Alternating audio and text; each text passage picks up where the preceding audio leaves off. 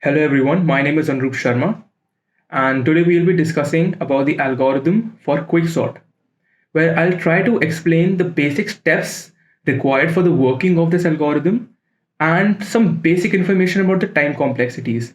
I've tried my little level best to try to help you understand about this algorithm. So without any further ado, let's just dive right in.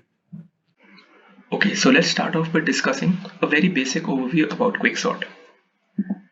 So quicksort is a fairly popular sorting algorithm, which is often considered to be faster than the other sorting algorithms that are already out there. So we utilize a divide and conquer strategy to use this.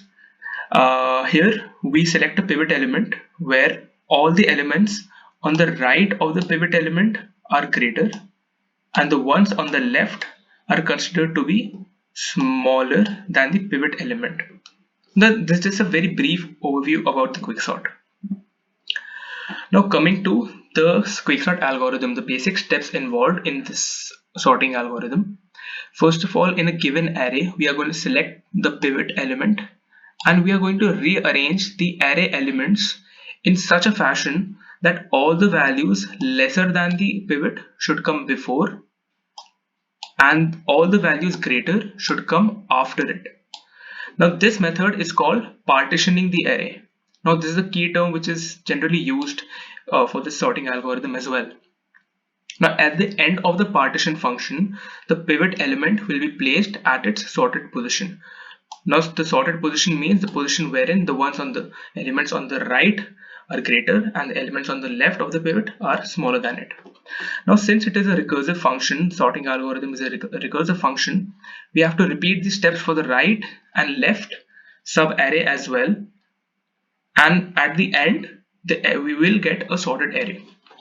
Now let's discuss this idea in a more detailed fashion using an example. Now here I have drawn out an array of total 8 elements, which is in an unsorted fashion. Now we have considered the 35, the first element as the pivot. Now we have considered two pointers P, which is pointing to the leftmost part of the array after the pivot, and Q, which is pointing to the rightmost part of the array.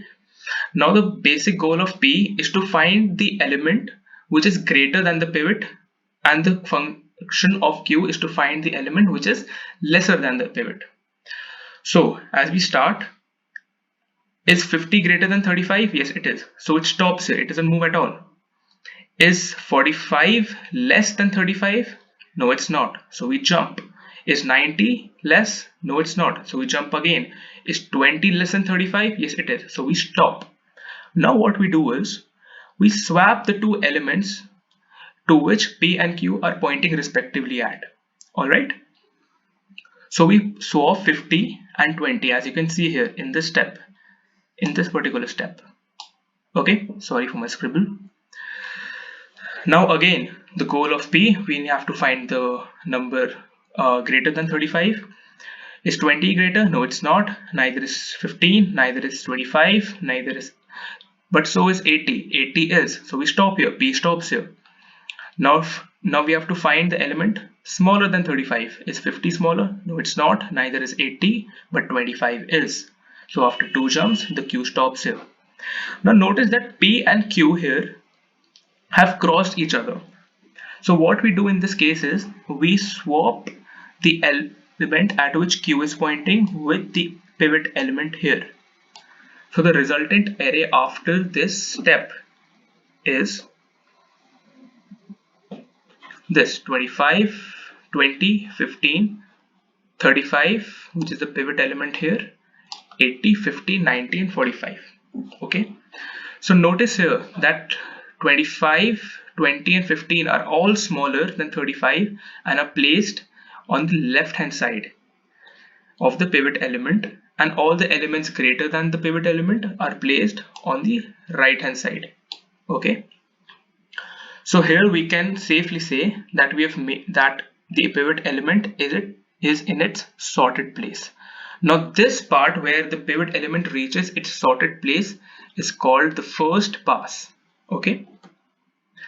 Now as we go further, now what we are going to do is we are going to use the divide and conquer strategy. Here we divide the array into two sub-arrays, the one with the smaller elements and the one with the bigger elements. Now we are going to repeat the same steps as mentioned earlier. We are going to consider a pivot element 25 here in this case, P pointer and Q pointer. The P pointer searches for the element greater than 25, it jumps, it doesn't find any, and it stops. The Q wants to find an element lesser than the pivot element, which is 25 here, but 15 is already lesser than 25, so it doesn't move at all.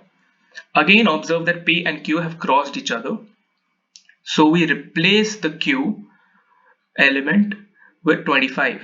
So the resultant sub-array we get is 15, 20 and 25, which you observe will be in sorted order. Similarly, we take a pivot element 80 here for this part of the sub-array, and again the function of P is to find the element greater than 80. So it jumps one and it finds 90. Is 90 greater than 80? Yes, it is. So it stops here.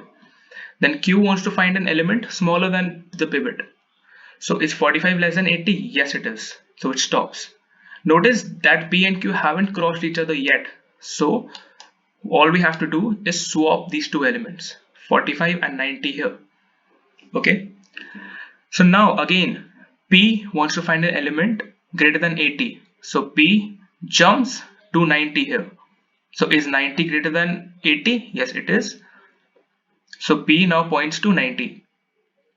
Now Q wants to find an element smaller than the pivot. Now, so Q checks if this element 45 is less than 80. Yes, it is. So now Q points to 45. Now again observe P and Q have crossed each other. Okay.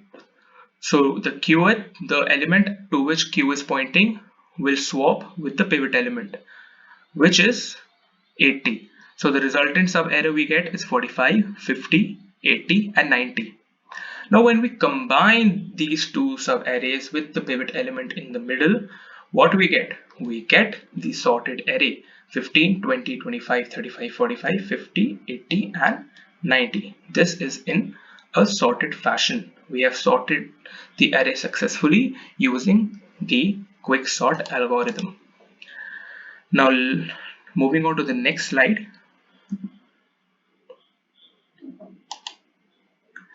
Now let's discuss the time complexity very briefly, not in a very detailed fashion.